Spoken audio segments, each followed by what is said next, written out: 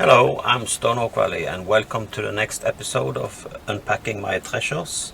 So if you haven't watched episode 1, you should check that out if you want. Since this is like a general intro I use for all the other episodes, I have no idea what box I'm at. So you have to check the title or whatever. So let's just go straight to the case and unpack the next box.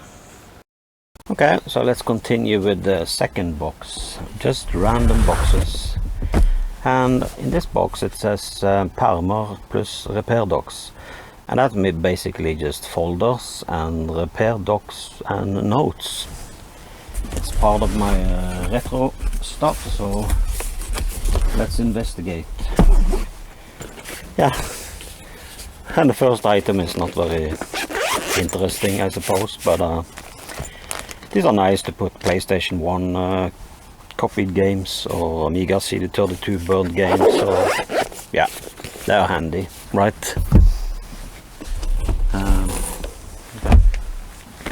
Yeah, like I said, there are random things in here, but this is a catalog I picked up in the shops like in the 90s, 1990. And I just found this by accident in my mother's house, and I'm really glad I saved it. I just found it like 2 years ago. There's so much cool stuff. Look at this. Sky TV.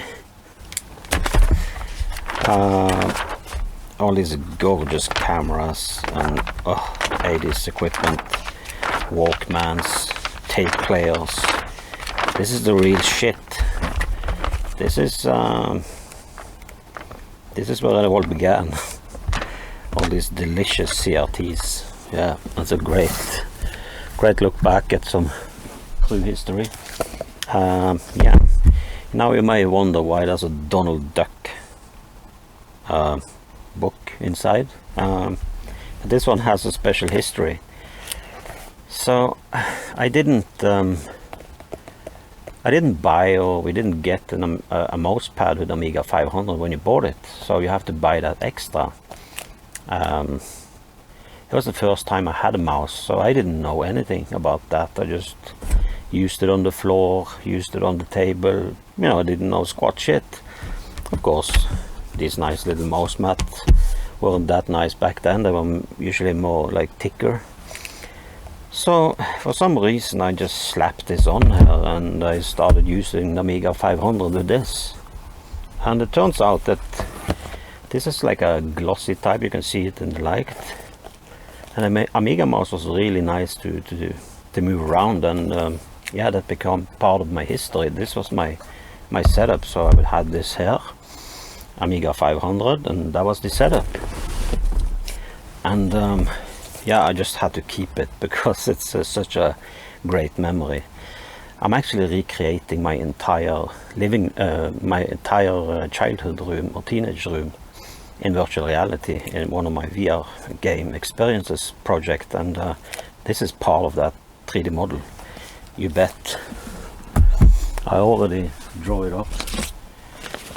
Just a random envelope because it's from a Norwegian distributor called Applause Data. Maybe we can see it. I just wanted to keep it because it's 29th of March 1995. So this was in the great days of my Amiga. Yeah, sometimes you just need to like preserve some paperwork also, even envelopes.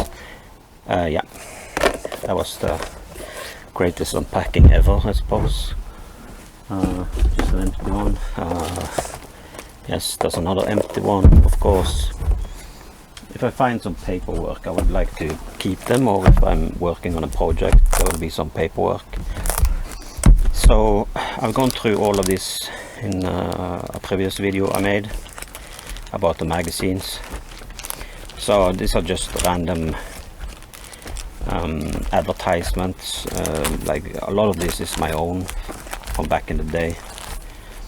I didn't give everything away. Some catalogs I used to actually buy hardware and software from, like mail order, and just some, yeah, I have gone through this before, so basically you can see what it contains. It's that type of really nostalgic paperwork that you don't really want to get rid of. And I think this is actually, sorry, yeah, these are just when I'm repairing Commodore 64 or Amiga, bunch of newer stuff I have printed out. This is authentic. This is most likely from April 1994. It's my insurance thing for the CD32, so real Commodore stuff there. Some dot matrix printed stuff I did on Commodore 64 and Amiga 500, on the first printer I had. Some more envelopes and just some memorabilia, and yeah, I made my own Rocket Ranger secret decoder wheel and some printed manuals, some tractor paper, and then it turns into schematics and yeah, just random paperwork I have either collected or printed out because I needed to repair something. So we'll put that there. And then finally, I think this is more of the same.